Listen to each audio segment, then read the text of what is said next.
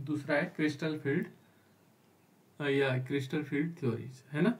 इसको हम कहते हैं बेटा क्रिस्टल फील्ड सिद्धांत भी कहते हैं। यहाँ देखोगे तो क्रिस्टल क्षेत्र सिद्धांत भी इसको कहा जाता है हिंदी में, लेकिन अधिकांश CFT के नाम से भी इसे जानते हैं। शॉर्टकट में इसको CFT पूछा जाता है, जैसे उसको VVT पूछा जाता था कि VVT क्या है, तो वैलेंस बॉन्ड थ्योरी है ना। ऐसे ये क्या है, CFT है। ये क्या है, CFT। इसको CFT के नाम से अधिकांश आप लोगों के जब बुक में जो है शॉर्टकट में लिखा होगा CFT, है ना। तो क्रिस्टल फील्ड थ्योरीज, है ना, और क्रिस्टल फील्ड या क्रिस्टल क्षेत्र सिद्धांत कहते हैं इसको। तो इसमें से क्वेश्चन अभी तक कम पूछे जाते हैं, मतलब बहुत कम पूछे जाते हैं, लेकिन VVT से सबसे ज्यादा क्वेश्चन पूछे जाते हैं। ये जरूरी नहीं है कि CFT से ना पूछे जाए, ठीक है ना, इस बात का ध्यान रखिएगा। क्वेश्चन इससे भी पूछे जा सकते हैं, तो आप लोगों को ये ध्यान रखना है कि इससे क्वेश्चन पूछे जा सकते हैं, तो इसलिए हमें कोई चीज नहीं जो छोड़ना है। तो पहले हम क्रिस्टल फील्ड सिद्धांत को पढ़ लेते हैं। क्रिस्टल फील्ड थ्योरीज क्या है ना। तो इसमें देखो बेटा, इस थ्योरी के अनुसार क्या हम जानना चाहेंगे। जैसे हम VVT के अनुसार क्या करते थे, VVT के अनुसार हम दो चीजें जानते थे, उनकी संरचनाएं और उनका चुंबकीय क्षेत्र। यहां पर क्या है, जो क्रिस्टल CFT है, इसके अनुसार हम क्या सीखेंगे, ये कहता है कि जो धातु आयन है, देखो उससे एडवांस थ्योरी है। जो VVT है, VVT से थोड़ा एडवांस थ्योरी है, और उसको बोलते हैं हम CFT। ये ज्यादा कुछ चीजों को एक्सप्लेन करती है ना। तो यहाँ देखो, ये कहता है कि जो धातु आयन है, जो हमारे पास क्या होता है, धातु आयन होता है, और लिगेंड बिंदु आवेश, ठीक है ना। दो चीजें हैं इसमें, एक तो जो हमारे पास धातु आयन है, और दूसरा क्या है, लिगेंड बिंदु आवेश है। ये लिगेंड्स अलग अलग जगहों पर अलग अलग ढंग से लिखा गया है, कोई दिक्कत नहीं इससे, है ना। इन दोनों के बीच, ठीक है ना, जो क्या होगा, इन दोनों के रूप में कार्य करते हैं, ठीक है ना। जो धातु आयन है और लिगेंड बिंदु आवेश के रूप में कार्य करते हैं। ये किस रूप में काम कर रहे हैं, धातु आयन और लिगेंड बिंदु आवेश ये के रूप में कार्य करते हैं। और उनके बीच क्या होगा, देखो उनके बीच अंतः क्रियाएं पूरी तरह से इलेक्ट्रोस्टैटिक होती है। इनके बीच क्या होगा, इलेक्ट्रोस्टैटिक होंगी। इनके बीच जो क्रियाएं हो रहे होंगे, किसके बीच, धातु आयन और लिगेंड के बीच। एक तो हम इसका अध्ययन कर रहे होंगे, और दूसरा जो ये सिद्धांत है, ये केवल किस पर लागू होता है बेटा, आयनिक क्रिस्टलों पर। केवल किस पर होगा, जो आयनिक क्रिस्टल होंगे। ये जो सिद्धांत है, ये किस पर लागू होगा, आयनिक क्रिस्टलों पर। तो इसी को हम VVT कहते हैं, ठीक है ना। आयनिक क्रिस्टलों पर लागू किया जाएगा, ठीक है ना। किस पर किया गया, आयनिक क्रिस्टलों पर, ठीक है ना। यह सिद्धांत किस पर, आयनिक क्रिस्टलों पर लागू किया गया। तो इस सिद्धांत को हम क्या कहते हैं बेटा, CFT, क्रिस्टल क्षेत्र विभाजन। अब होता क्या है यदि हम इस थ्योरीज को देखेंगे, तो इस थ्योरी में होता क्या है, क्या चीजें हम इसमें देखते हैं। तो इस सिद्धांत का जो पहला है पोस्टुलेट है, पहला जो पोस्टुलेट है वो क्या क्या कहता है, कि जो हमारे पास संकुल आयन है, क्या है, संकुल यौगिक है। जो संकुल यौगिक है, उन संकुल यौगिकों में जो धातु आयन और लिगेंड, ठीक है ना। पहला जो इस क्षेत्र सिद्धांत का क्या नियम है, यह क्या कहता है, कि जो संकुल यौगिक है, कौन सा यौगिक, संकुल यौगिक, कॉम्प्लेक्स कंपाउंड में जो क्या होगा, धातु आयन होगा, ठीक है। क्या होगा बेटा, जो धातु आयन होगा, और लिगेंड्स, और क्या होगा, लिगेंड, ठीक है ना। कि इन एक तो क्या होगा, जो संकुल यौगिकों में जो धातु आयन और लिगेंड के मध्य क्या होगा, आयनिक बंध होगा। इन दोनों के बीच क्या होगा, इन दोनों के बीच आयनिक बंध होगा, ये ध्यान रखें, आयनिक बंध होगा, ये इसने कहा, इस सिद्धांत कहता है कि जो हमारे पास धातु आयन है और लिगेंड है उनके मध्य क्या होगा, आयनिक बंध होगा। उनके बीच कौन सा बंध होगा, आयनिक बंध होगा। तो ये पहला सिद्धांत है, इसका पहला पॉइंट है। और इससे क्या हुआ, जब इनके बीच आयनिक बंध होगा, ध्यान नहीं रखना, तो इनमें कौन सा बल काम कर रहा होगा, जो आयनिक बंधों के बीच कौन सा बल काम कर रहा होता है, इसलिए इनके बीच क्या होगा, विद्युत आकर्षण बल होगा। ध्यान नहीं रखना बेटा, जो आयनिक बॉन्ड होते हैं उनके बीच हमेशा कौन सा बल काम करता है, विद्युत आकर्षण बल। विद्युत आकर्षण बल, इनके बीच कौन सा बल काम कर रहा होगा, इन दोनों के बीच ये कर रहा होगा विद्युत आकर्षण बल। पहले हम ये देखेंगे कि जो संकुल यौगिक है और उनमें जो धातु आयन और लिगेंड है उनके मध्य क्या होगा, उनके बीच आकर्षण आयनिक बंध होंगे। और आयनिक बंध होने से क्या होगा, उनके बीच जो लगने वाला बल होगा वो कौन सा होगा, विद्युत आकर्षण बल होगा। ठीक है ना, कौन सा बल होगा, विद्युत आकर्षण बल। और जब विद्युत आकर्षण बल होगा तो फिर क्या होगा, इसका मतलब ये हुआ, जब विद्युत आकर्षण बल में क्या होगा कि जो लिगेंड्स है बेटा, यहां पर जो क्या है हमारे पास, लिगेंड्स है, लिगेंड्स के जो इलेक्ट्रॉन है ये क्या नहीं होंगे, धातु आयनों की कक्षकों में प्रवेश नहीं करेंगे। यानी कि ये क्या नहीं करेंगे, ये कहता है कि जो जैसे हम पिछली बार दिखा रहे थे ना, यहाँ पर खाली दिखा रहे थे, फिर वो इलेक्ट्रॉन, ये जो हमने लिगेंड्स लिए थे, लिगेंड्स क्या कर रहे थे, अपने इलेक्ट्रॉनों को कहाँ दे रहे थे, इसमें दे रहे थे, इसमें यहाँ प्रवेश कर रहे थे, किसमें, दूसरे की खाली कक्षाओं में, यानी कि जो हमारे पास सेंट्रल मेटल आयन थे उसकी कक्षाओं में प्रवेश कर रहे थे। यहाँ पर क्या होंगे, ये जो लिगेंड्स के जो इलेक्ट्रॉन होंगे, यहाँ ध्यान रखना कि लिगेंड के जो इलेक्ट्रॉन है, लिगेंड के जो इलेक्ट्रॉन है ये क्या नहीं होंगे, धातु आयन की कक्षकों में प्रवेश नहीं करेंगे। धातु आयनों की कक्षा में प्रवेश नहीं करेंगे, कक्षा में प्रवेश नहीं करेंगे, वहां नहीं जाएंगे वो। समझ में आ रहा है, यानी कि ये इलेक्ट्रॉन क्या करेंगे, कक्षकों में प्रवेश नहीं करेंगे। तो कक्षकों में जब प्रवेश नहीं करेंगे, किसके, धातु आयनों के कक्षकों में, तो कक्षकों में क्या नहीं होगा, संकरण नहीं होगा।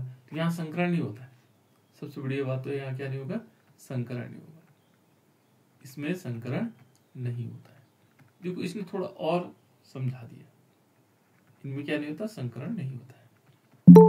अब इसका मतलब क्या हुआ बेटा, इसका मतलब ये हुआ कि आयनिक क्रिस्टल जो धातु आयन है और लिगेंड के मध्य क्या होगा, आयनिक बॉन्ड होगा। आयनिक बॉन्ड का मतलब हुआ उनमें क्या होगा, विद्युत आकर्षण बल होगा। इसमें विद्युत आकर्षण बल से क्या होगा, लिगेंड के इलेक्ट्रॉन क्या नहीं होंगे, धातु आयनों की कक्षा में प्रवेश नहीं करेंगे। प्रवेश नहीं करेंगे तो इसका मतलब उनमें संकरण नहीं होगा। ठीक है ना, ये एक दूसरे से जुड़ा हुआ है। अब क्या होगा, यदि इनमें प्रवेश नहीं करेंगे, संकरण नहीं होगा, तो कैसे बॉन्ड बनाएंगे। समस्या तो इस बात की, बॉन्ड कैसे बनाएंगे। तो ये क्या करते हैं, ये यहां पर, यहां से क्या होगा, इसमें जो ऋणावेश लिगेंड होगा, क्या होगा, जो ऋणावेशित लिगेंड होगा, है ना, बिंदु आवेश के रूप में रहेगा और एवं उदासीन लिगेंड्स के रूप में रह सकते हैं। दो रूप माने जा सकते हैं, है ना। यानी कि यहाँ पर लिगेंड्स क्या होंगे, बिंदु आवेश के रूप में, है ना, और उदासीन लिगेंड्स के रूप में द्विध्रुव,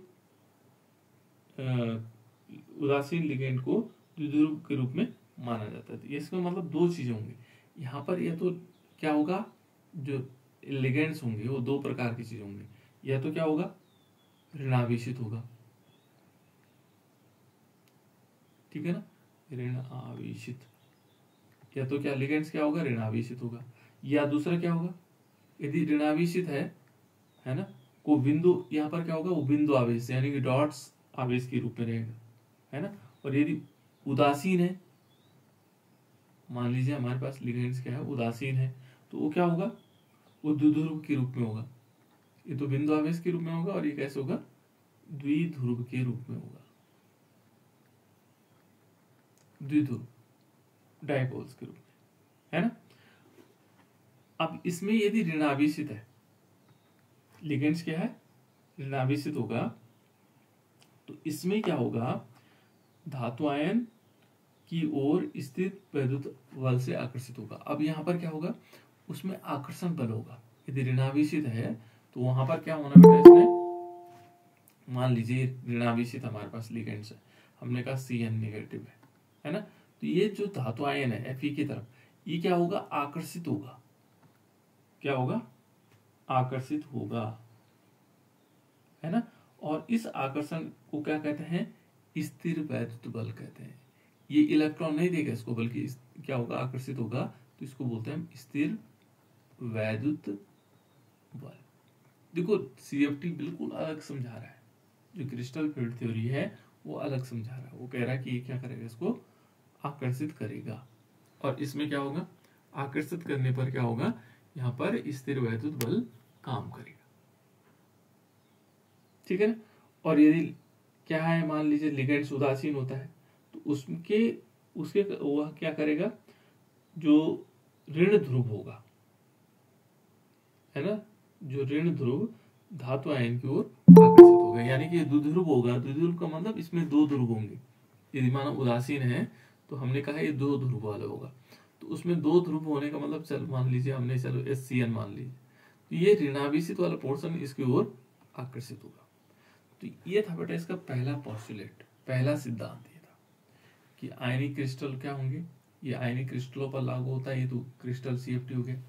यहाँ पर पहला नियम ये है कि जो हमारे पास संकुल यौगिक है, उसमें जो धातु आयन है और लिगेंड्स है, उनके मध्य आयनिक बॉन्ड होता है, और आयनिक बॉन्ड के बीच हमेशा क्या होता है, विद्युत आकर्षण बल होता है। और विद्युत आकर्षण बल में क्या होगा कि लिगेंड्स क्या होंगे, लिगेंड इलेक्ट्रॉन धातु आयनों की कक्षा में प्रवेश नहीं करेंगे, और जिसके कारण संकरण नहीं होगा।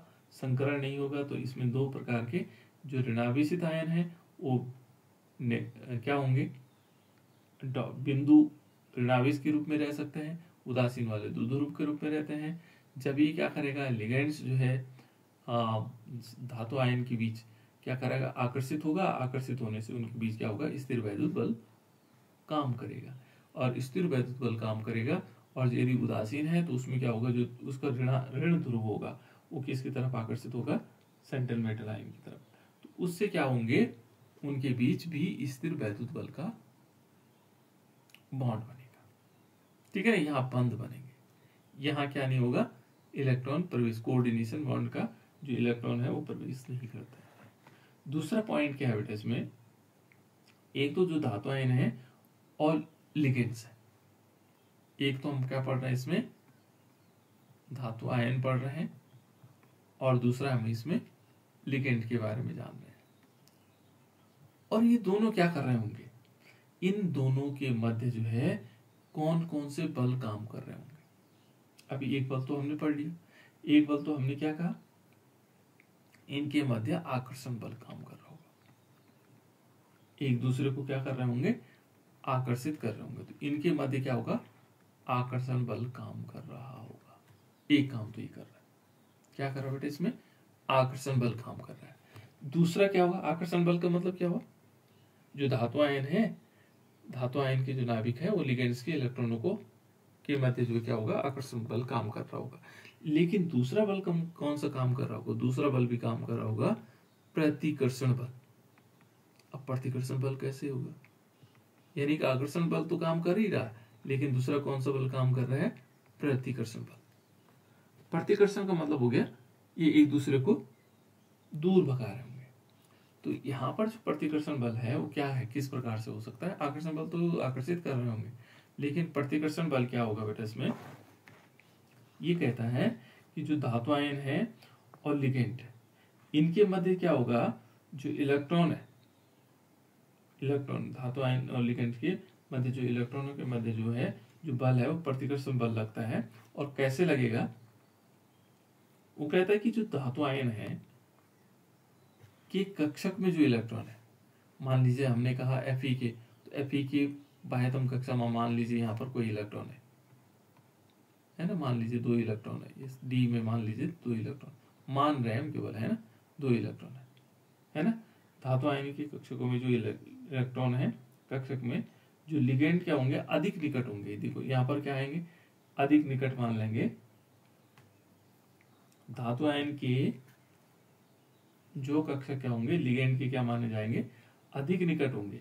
मान लीजिए ये धातु आयन है और इसके नजदीक कोई लिगेंड्स है, तो इसके इलेक्ट्रॉन इसके इलेक्ट्रॉनों को प्रतिकर्षित करेंगे, है ना। और वे क्या करते हैं, प्रतिकर्ष करते हैं, जिसे क्या कहते हैं, धातु आयनों के कक्षकों की समभ्रंशता समाप्त हो जाती है। अब इसको पहले समझते हैं भाई, इसी पर ये सिद्धांत है। यहां पर क्या होता है बेटा कि मान लीजिए डी कक्षक है, हमारे पास क्या है, डी कक्षक है। डी कक्षक में कितने इलेक्ट्रॉन होते हैं, 10 इलेक्ट्रॉन। कक्षक कितने होते हैं, 5। ये 5 कक्षक है हमारे पास, ठीक है ना। कितने कक्षक है, 5 कक्षक है। और इन 5 कक्षकों में जो इलेक्ट्रॉन होंगे उनकी ऊर्जा क्या होती, समान होती है। इतनी बात मालूम है आप लोगों को।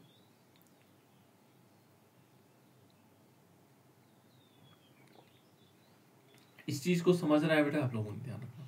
जो डी कक्षक है, डी कक्षक 5 है, और इन डी कक्षकों के नाम मालूम है आप लोगों को, पहले नाम बता देता हूं। और इनकी ऊर्जा क्या है, समान है। देखो ये 5 कक्षक है, पहला, दूसरा, तीसरा, चौथा और 5वां, है ना। तो जो पहला कक्षक हमारे पास है उसको हम ले लेते हैं डी एक्स वाई। डी ऐसे बड़ा बना देंगे और एक्स वाई सबस्क्रिप्ट में लिखेंगे। दूसरा जो कक्षक है इसका नाम है डी वाई और जेड। और जो तीसरा कक्षक है इसका नाम है डी जेड और एक्स। पर एक्स वाई जेड है तीनों में, है ना, एक्स वाई, वाई जेड और जेड एक्स, है ना। चौथा जो कक्षक है, देखो चौथा वाला थोड़ा सा डिफरेंट है, वो है d x square minus y square. और 5वां जो कक्षक है वो केवल डी जेड स्क्वायर है। इनके नाम ही है, ठीक है बेटा, ये नाम हो गए इनके 5 के। यहां पर क्या था, अभी तक इनकी ऊर्जा समान थी। कैसी थी, समान थी। हमने एक चीज पढ़ा, इनकी ऊर्जा क्या है, ये 5 कक्षक है, इनकी ऊर्जा थी समान, एक समान थी। लेकिन ये कहता है कि मान लीजिए कोई धातु आयन है, हमारे पास हम आयरन को ले रहे हैं, और इस धातु आयन की जो कक्षा है, मान लीजिए इसकी कक्षा यहां पर है ना।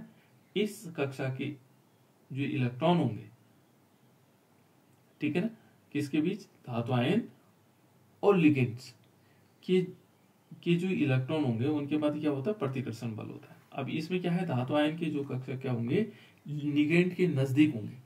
मान लीजिए धातु आयन है और यहाँ पर कोई लिगेंड्स है, इस लिगेंड के यदि नजदीक है ये इलेक्ट्रॉन, है ना, इस धातु आयन के जो कक्षक है यदि लिगेंड के क्या है, निकट है, मान लीजिए निकट लिगेंड हमारे पास है और उसके निकट है, तो उन इलेक्ट्रॉनों के बीच, इसके किसके बीच, इसके जो इलेक्ट्रॉन है और लिगेंड के बीच क्या होंगे, प्रतिकर्षण होगा।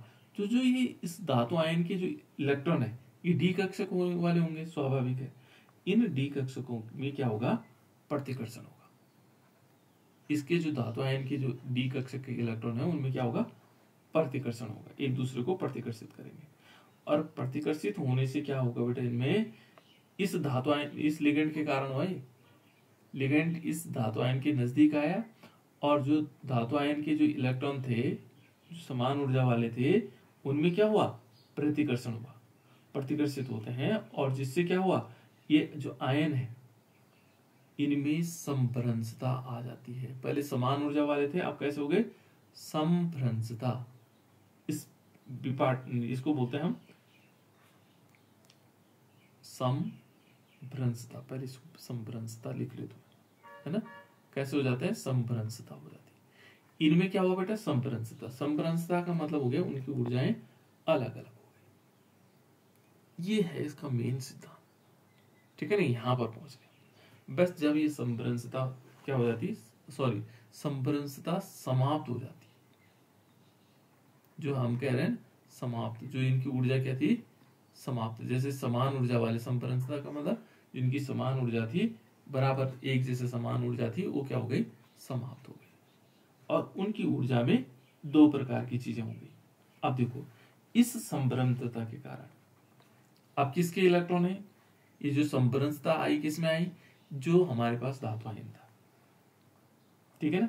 तो ये कहता है कि इस कारण क्या होगा, जो धातु आयन है, ध्यान से देखना है पर क्या है बेटा, हमारे पास धातु आयन। धातु आयन आप समझ गए, जैसे सेंट्रल मेटल आयन होता है, Fe हो गया, कोबाल्ट हो गया, निकिल हो गया, ये सब लेते थे हम, है ना।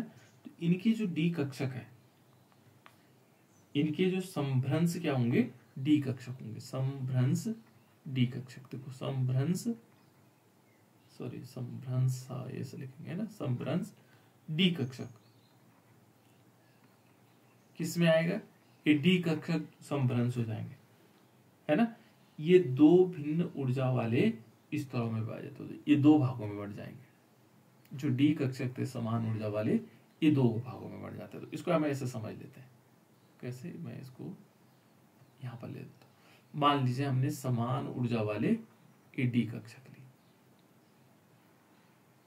ठीक। डी के कितने कक्षक थे, 5, है ना। इनकी ऊर्जा क्या थी, समान थी, 1 2 3 4 5, है ना, समान ऊर्जा थी।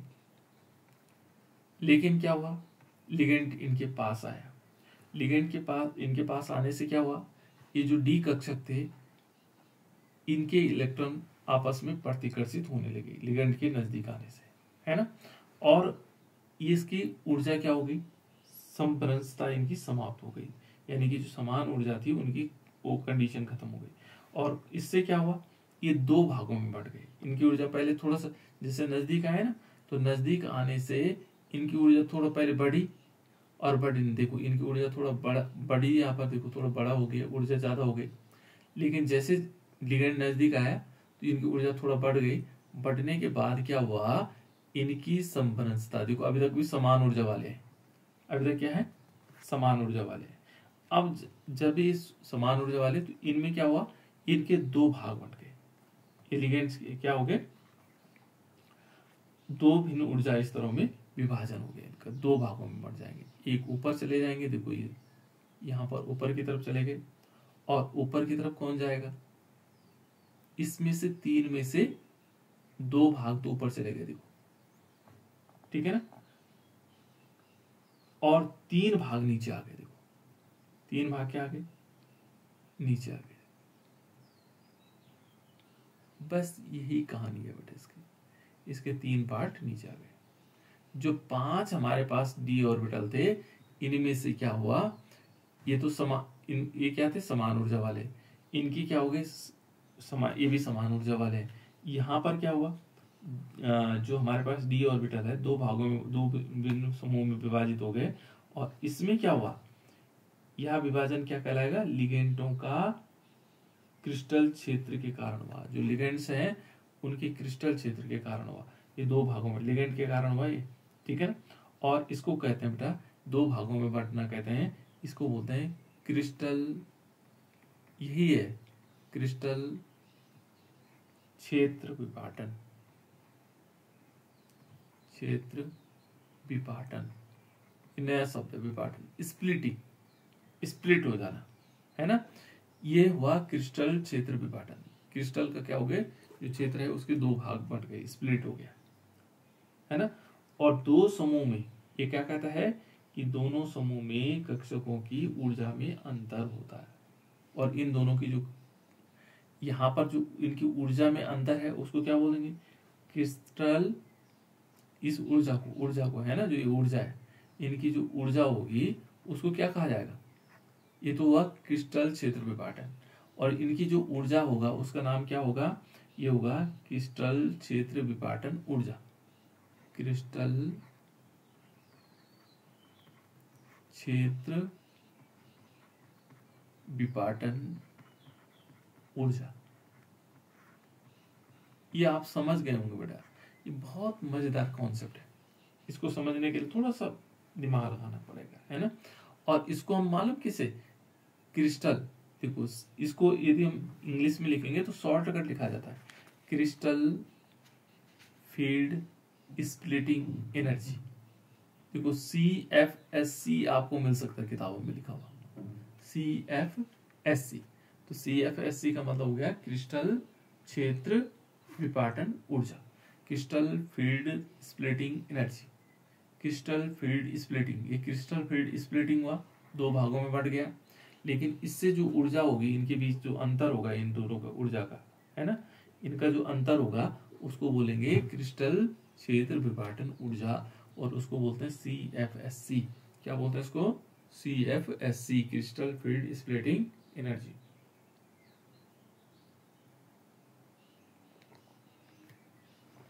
हो गया बेटा। जिस d ऑर्बिटल को हम कह रहे थे कि सिंपल एक ऊर्जा में, अब दो भागों में बढ़ गए, इनके अब नाम होंगे, और इसको हम किससे दिखाएंगे? डेल्टा से। इनकी जो ऊर्जा को दिखाते हैं वो डेल्टा से दिखाते हैं। क्लियर? अब देखो बेटा, इसमें दो भाग बंट गए, इसके क्या होंगे? दो भाग होंगे, और ये दो भाग अलग अलग होंगे, अष्टफलिकीय के अनुसार अलग होंगे और चतुष्फलिकीय के अनुसार अलग अलग होंगे। तो पहले हम पढ़ेंगे अष्टफलिकीय। चतुष्फलिकीय में अलग कंडीशंस होगी और अष्टफलिकीय में अलग कंडीशंस होगी। देखो ये जो इस समय है ना, ये किसकी है? अष्टफलिकीय वाली। चतुष्फलिकीय में क्या होते हैं? तीनों ऊपर चले जाते हैं और ये दो नीचे आ जाते हैं, है ना। और इनमें जो ऊपर गए बेटा वो कौन है, पहले हम देख लेते हैं। इस समय ये पहले हम इसको ये दो भागों में बांट गए भाई, इतनी चीज हम समझ चुके हैं। अब देखो इसमें क्या होगा, ये जो विपाटन क्षेत्र है ना, ये क्रिस्टल जो विपाटन क्षेत्र में क्रिस्टल क्षेत्र की जो प्रकृति होगी, ये क्या होगी? विभिन्न समन्वय संख्या और विभिन्न ज्यामितीय के संकुलों में क्रिस्टल क्षेत्र विपाटन में भिन्न भिन्न होती है। ठीक है ना। इनकी जो ऊर्जा है और समन्वय संख्या है अलग अलग ज्योमेट्रिकल स्ट्रक्चर में अलग अलग होंगे। अब ज्योमेट्रिकल स्ट्रक्चर कितने होंगे? जैसे हमने पहले पढ़ा था, एक पढ़ा था अष्टफलिकीय और दूसरा पढ़ा था चतुष्फलिकीय। तो जो ये CFSC है बेटा, जो क्रिस्टल फील्ड विपाटन है हमारे पास, है ना, इसको देखेंगे तो इसमें भी क्या होंगे? इसके भी हमारे पास पार्ट है ना। इसका जो अनुप्रयोग होंगे वो बाद में देखेंगे, पहले हम इसके पार्ट देखते हैं कि इसमें और क्या चीजें हो सकती है ना। तो इसमें दो पार्ट हैं, एक है, पहला लिखेंगे हम अष्टफलिकीय वाला, दो पार्ट है इसके, है ना। कैसे, कौन से? एक होगा अष्टफलकीय,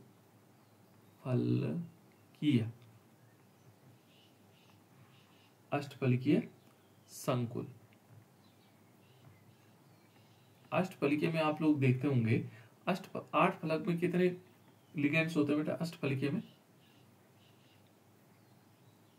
जो अष्टफलिकीय होते हैं, इससे पहले हम पढ़ चुके हैं उसको, BBT में पढ़ चुके हैं।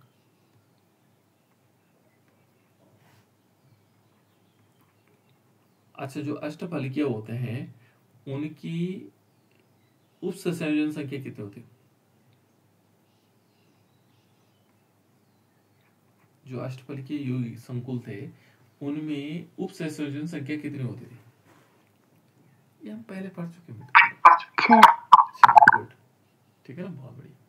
ठीक है ना, कितने होते हैं बेटा? 6 होती है। जो अष्टफलिकीय होते हैं 6 होती है, और जो चतुष्फलिकीय होते हैं उनमें कितनी होती है?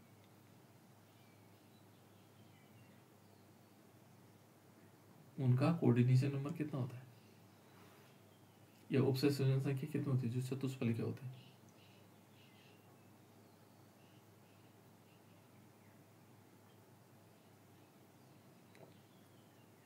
ये तो बहुत बढ़िया बताया बेटा आप लोगों ने, इसकी 6 होती हैं। और जो चतुष्फलिकीय होते हैं उनकी कितने होते हैं? और चतुष्फलिकीय से याद रखो ना, 4 तो होंगी, उनकी क्या होंगी? 4 होंगी। जो चतुष्फलिकीय होंगे उनकी कोऑर्डिनेशन नंबर 4 होंगे, क्योंकि उसमें लिगेंड 4 होते हैं, इसमें लिगेंड 6 होते हैं। बस इतना अंतर होता है ना। तो पहले हम क्या करेंगे, जो अष्टफलिकीय है 8 फलक होंगे, ऐसे फलक तो 8 होंगे, लेकिन इसमें क्या होंगे? जुड़े हुए 6 होंगे। और चतुष्फलकीय में क्या होंगे, ऐसे करके जुड़े रहते हैं। ये चतुष्फलकीय, मैंने सी लिख लिया गलती से, लेकिन इसको यहाँ पर कोई मेटल होगा, उसमें 4 होंगे। जो चतुष्फलकीय जो यौगिक हैं, संकुल हैं, है ना, उनमें 4 होंगे, और जो अष्टफलकीय यौगिक हैं उनमें कितने होंगे, 6 क्या होंगे, उनके कोऑर्डिनेशन नंबर होंगे। ये याद भी रखना आप लोगों को, है ना, ये इंपॉर्टेंट चीजें हैं। तो देखो बेटा, यहाँ पर हम क्या पढ़ रहे हैं, यहाँ पढ़ रहे हैं हम अष्टफलकीय। अष्टफलकीय मतलब इसमें कितने लिगेंड्स होंगे, 6 लिगेंड्स होंगे। इसमें कितने लिगेंड्स होंगे बेटा, 6। तो यहाँ पर 6 लिगेंड्स होंगे, है ना। तो यहाँ पर कितने आएंगे, 6 लिगेंड्स आएंगे। जो अष्टफलकीय संकुल होंगे, संकुलों में लिगेंडों की संख्या कितनी होगी, 6 होगी। ठीक है, अब इसको समझ लेते हैं कैसे कैसे होना है। तो पहले हम क्या करते हैं, अष्टफलकीय जो के लिए हम क्या करेंगे, डी कक्षकों का विभाजन देखेंगे, डी कक्षकों का। तो अष्टफलकीय में जो डी कक्षक होंगे क्या होंगे, डी के जो कक्षक है बेटा, उन वो कैसे है, समभ्रंश है। समभ्रंश का मतलब उनकी ऊर्जा क्या है, समान है। यहां समभ्रंश का मतलब हो गया समान ऊर्जा। देखो डी कक्षकों के, ये देखो 1 2 3 4 5, ये कैसे है, ये समभ्रंश है। समभ्रंश का मतलब समझ रहे हो आप लोग, क्योंकि किताब में समभ्रंश लिखा हुआ है, इसलिए आप लोगों को इस बार बार मैं लिख रहा हूं, नहीं तो हम समान ऊर्जा लिख सकते थे, है ना। कहीं पता लगा आपने किताब पढ़ी और वहां पढ़ा समभ्रंश क्या हुआ। समभ्रंश का अर्थ होता है यहाँ पर समान, यानी कि इन कक्षकों की ऊर्जा क्या होगी, समान होती। डी कक्षक है हमारे पास, डी समभ्रंश कक्षक। देखो हमने एक जैसे लेवल पर ला रखे, जैसे इनके नजदीक क्या होता है, लिगेंड्स आते हैं, तो इनकी ऊर्जा थोड़ा सा बढ़ जाती पहले, लेकिन रहेगी क्या, लिगेंड आने से ऊर्जा तो समान रहेगी, है ना, लेकिन थोड़ा सा बढ़ जाएगी, ऊर्जा क्या हो जाएगी, बढ़ जाएगी, है ना। इसको हम कह सकते हैं, जो यहां पर आएगा, गोलीय क्रिस्टल क्षेत्र में डी कक्षकों की औसत ऊर्जा। जो गोलीय क्रिस्टल होगा क्षेत्र में, उनकी ऊर्जा यहां पर आएगी, औसत ऊर्जा, है ना। इनमें 2 क्या होंगे, d square, d x square minus y square, और डी जेड स्क्वायर। जो हमारे पास क्या होंगे, 2 पार्ट होंगे इसके, जो ऊपर की तरफ चले गए। देखो इनकी ऊर्जा क्या होगी, थोड़ी ज्यादा बढ़ गई। तो यहां पर क्या मान रहे हैं, ये कह रहा है कि जो d x square minus y square है, और जो डी जेड स्क्वायर है, इनकी ऊर्जा क्या होगी, उच्च होगी। इन क्यों हुआ होगा ऐसा, ये कह रहा है कि कक्षकों में जो इलेक्ट्रॉन का घनत्व है, इनमें क्या होगा, ये ऊपर की तरफ क्यों गए, इसलिए गए। देखो इनमें जो 2 कक्षक हैं, d x square minus y square और डी जेड स्क्वायर, कक्षकों में क्या होगा, इलेक्ट्रॉन घनत्व अक्षों पर केंद्रित होता है। इनका जो क्या होगा, इलेक्ट्रॉन घनत्व है, वो कहां पर है, अक्षों पर। इलेक्ट्रॉन घनत्व कहां है, अक्षों पर बेटा। अक्ष तो जानते हैं आप लोग, अक्षों पर क्या है, केंद्रित है, यानी कि अधिक है। जबकि जो 3 है, 3 कौन कौन से वाले, जो नीचे की तरफ आए, कहा, इधर की, जिनकी ऊर्जा कम हो गई, है ना, 3। और वो 3 कौन कौन है, वो 3 कक्षक हैं, d x y, d z x y z, और डी जेड एक्स। ये 3 है बेटा, है ना। इन तीनों कक्षकों में जो इलेक्ट्रॉन का घनत्व अक्षों, जो अक्ष है, ठीक है ना, यहाँ पर क्या है, जो ऊपर वाला था 21 में था, इलेक्ट्रॉन घनत्व क्या होगा, अक्षों पर केंद्रित होता है ना। लेकिन यहां पर जो क्या होगा, इलेक्ट्रॉन घनत्व क्या होगा, अक्षों के मध्य में, है ना, अक्षों के मध्य में, अक्षों के मध्य में, जो अक्ष होंगे उनके मध्य में केंद्रित होगा। ये तो अक्षों पर केंद्रित होगा, ठीक है ना, अक्ष होंगे जो लास्ट में, और इनके अक्ष के जो मध्य में, बीच में होंगे, वहां पर केंद्रित होगा। तो इसमें 2 पार्ट हो गए। अष्टफल के जो यौगिक होंगे, धातु आयन होंगे, अष्टफलक क्या माने जाएंगे? अष्टफल के संकुलों में जो धातु आयन होगा अष्टफलक के केंद्र पर पाया जाता है। ठीक है ना। इसमें लिगेंड्स की संख्या कितनी होगी? 6 होंगी। अष्टफलक में कोने कितने होंगे? कोने भी 6 होंगे, है ना, उनके केंद्रों पर, है ना। और जो धातु आयन होंगे की ओर अग्रसर, मतलब यहाँ पर क्या होंगे? 6 कोने होंगे और 6 ही क्या होंगे बेटा? इसमें लिगेंड्स होंगे। ठीक है ना।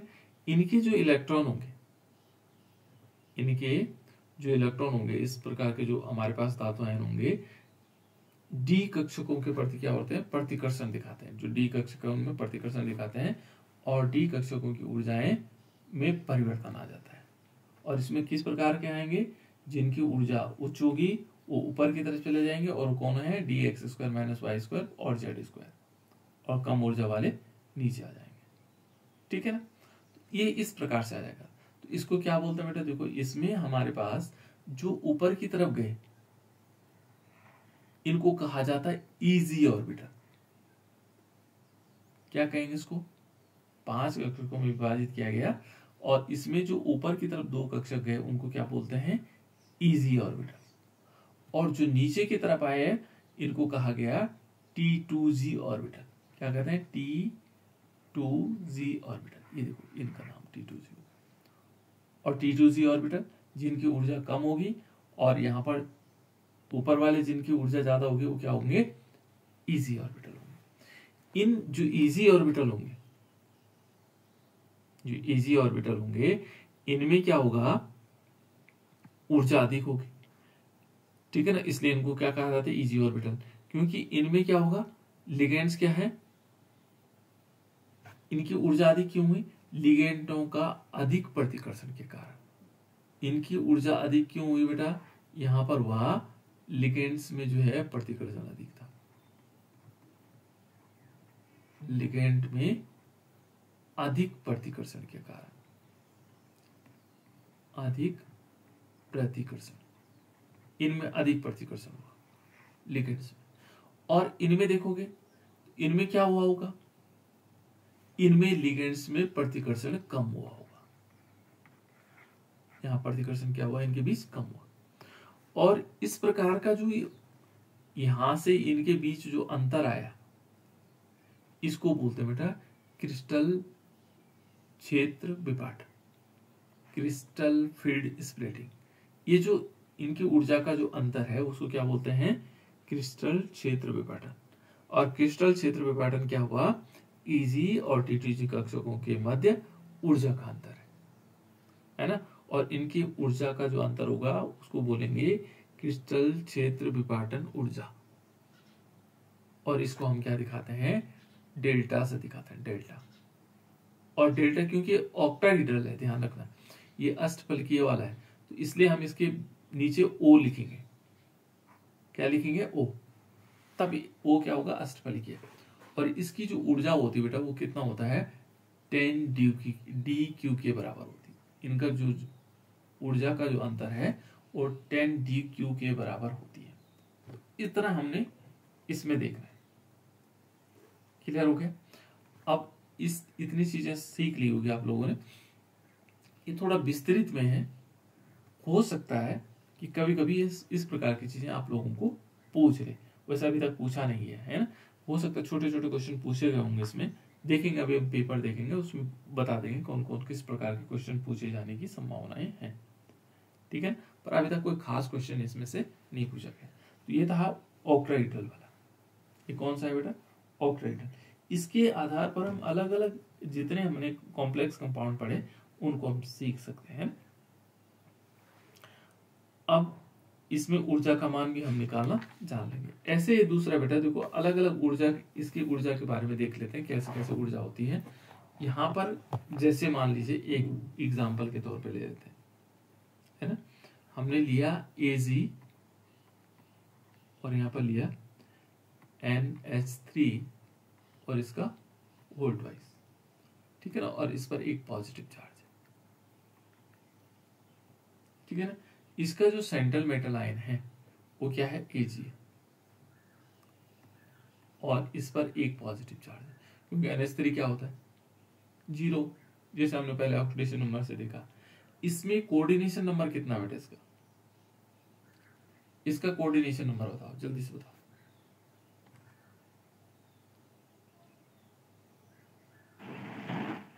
एक। और बच्चे बताओ बेटा, इन्होंने कहा एक, कोऑर्डिनेशन नंबर एक है। कोऑर्डिनेशन नंबर का मतलब समन्वय संख्या पूछ रहा हूं मैं, समन्वय संख्या या उप सहसंयोजन संख्या, उप सह संयोजन संख्या कैसे निकालते हैं उप सहसंयोजन संख्या? दो। कैसे पता लगा बेटा 2?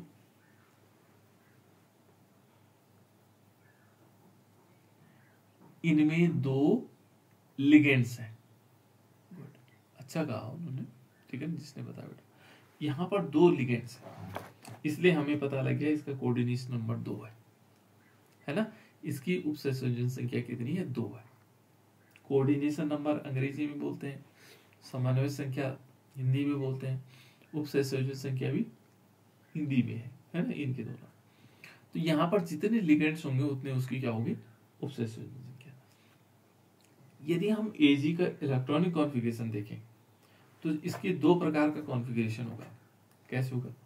जब हम क्या करेंगे ग्राउंड स्टेट में देखेंगे, 2 होते हैं, एक अद्यतन अवस्था होती है और एक हमारे पास उत्तेजित। तो ग्राउंड स्टेट में देखेंगे, ग्राउंड स्टेट है ना, ग्राउंड स्टेट कैसे होगा पहले हम इसको इलेक्ट्रॉनिक देख लेते हैं, इसको कैसे समझना कैसे। जैसे हमने Ag लिया और AgNH3 का हमने वोल्टवाइज किया और इस पर हमने एक पॉजिटिव चार्ज लिया। यहाँ पर हमने देखा Ag पॉजिटिव चार्ज है, ठीक है ना। और देखो बेटे Ag का एटॉमिक नंबर कितना होता है, परमाणु क्रमांक कितना होता है Ag का? 47 होता है, मुझे जैसे ध्यान है 47 होता है। तो 47 का पहले हम क्या करेंगे इलेक्ट्रॉनिक कॉन्फ़िगरेशन लेंगे। पहले Ag का electronic configuration 1s2 2s2 2p6 3s2 3p6 4s2 3d10 हो रहा है, 47 कितने हो रहे हैं 10 20 30 हो गए, है ना।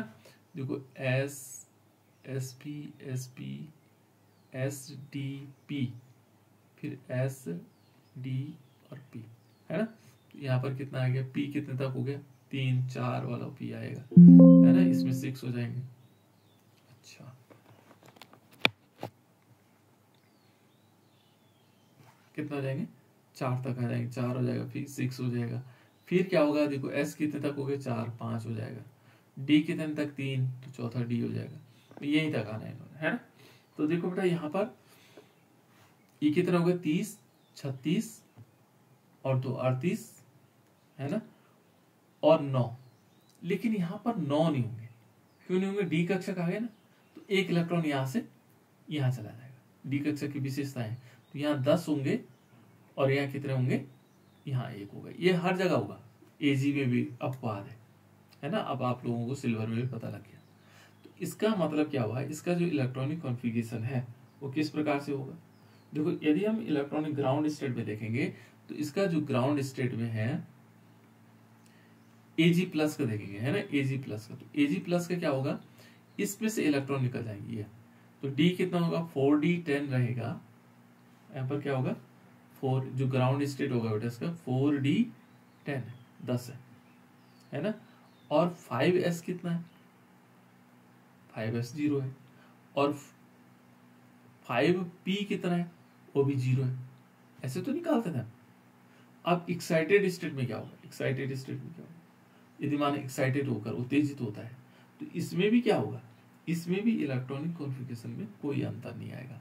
यहाँ पर भी क्या होगा 4d में 10 ही रहेंगे, 5s में कितने रहेंगे 0 रहेंगे, और जो 5p है हमारे पास उसमें भी 0 रहेंगे।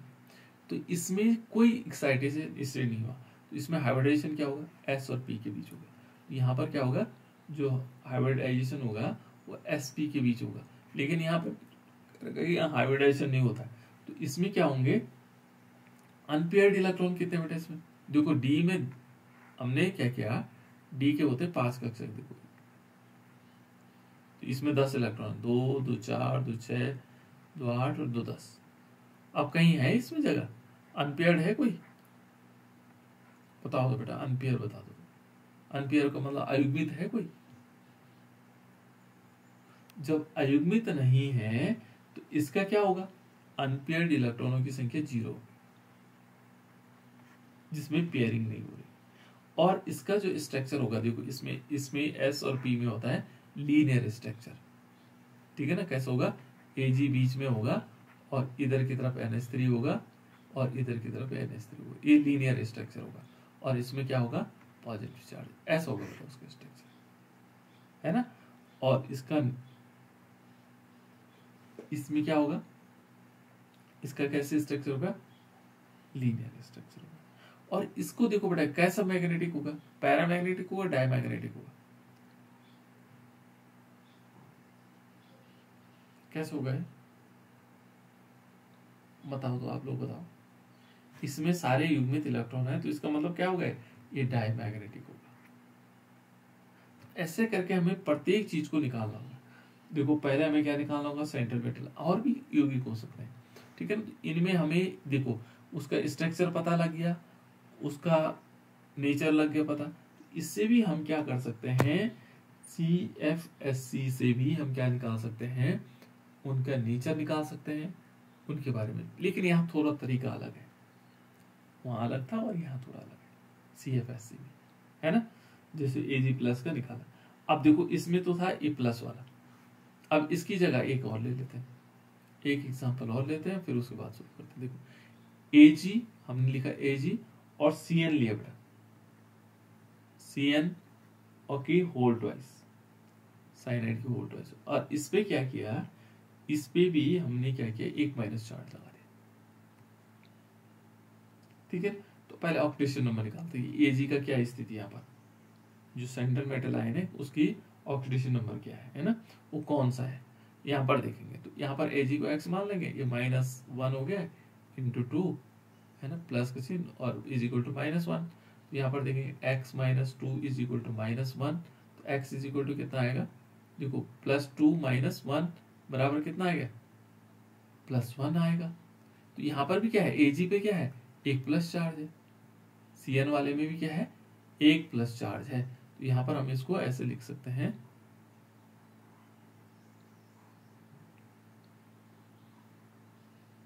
यहाँ पर भी हम क्या कर सकते हैं, यहाँ पर भी जो सेंट्रल मेटल आयन है बेटा वो हमारे पास क्या है, Ag+ है, ये Ag+ है।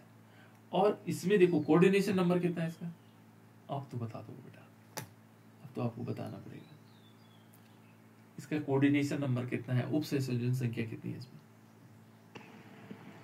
2। ठीक है ना। अब तो सिंपल चीज है, जितने लिगेंड्स जुड़े हुए हैं इस ब्रैकेट के अंदर, इसके अलावा जितने जुड़े हैं उतने उसके कोऑर्डिनेशन नंबर, है ना। तो इसका कोऑर्डिनेशन नंबर हो गया 2, है ना। कोऑर्डिनेशन नंबर का मतलब हो गया उपसंयोजन संख्या, या हम कह सकते हैं समन्वय संख्या, ठीक है बेटा। अब दूसरा देखो, इसमें क्या निकालना है, फिर इलेक्ट्रॉनिक कॉन्फ़िगरेशन लिखना है। तो Ag का कितना होता है, Ag हमारे पास 47 होगा, 47 होगा। और उस 47 को हम क्या करेंगे, हम लिखेंगे 1s2 2s2 2p6 3s2 3p6 4s2 3d10 5, sorry इसके बाद क्या आता है, SDP 5p6, फिर आएगा SDP, फिर SDP आएगा SDP, है ना। इसका मतलब 5 के बाद 4, इसके बाद 5s 4d एंड 5p। तो इसका मतलब यहाँ पर होगा ये 5 है बेटा, है ना। तो यहाँ देखो 2 ही आ जाएंगे और यहाँ 9, तो 2 नहीं लिखेंगे हम, यहाँ 1 करेंगे और यहाँ 10 कर लेंगे, है ना। इस प्रकार से तो हमें Ag+ के निकालना है, तो Ag+ के लिए क्या होगा, फिर यहाँ पर से इलेक्ट्रॉन 0 हो जाएगा और ये हो जाएंगे 10, यानी कि Ag+ का हमने सीधे लिख लिया, ठीक है। तो अब इसमें देखेंगे, तो इसमें इलेक्ट्रॉनिक कॉन्फ़िगरेशन में क्या आया, पहले आया हमारे पास 4d, कितना है 10 है, ठीक है ना। 4d10 का मतलब इसको हम ऐसे लिख सकते हैं,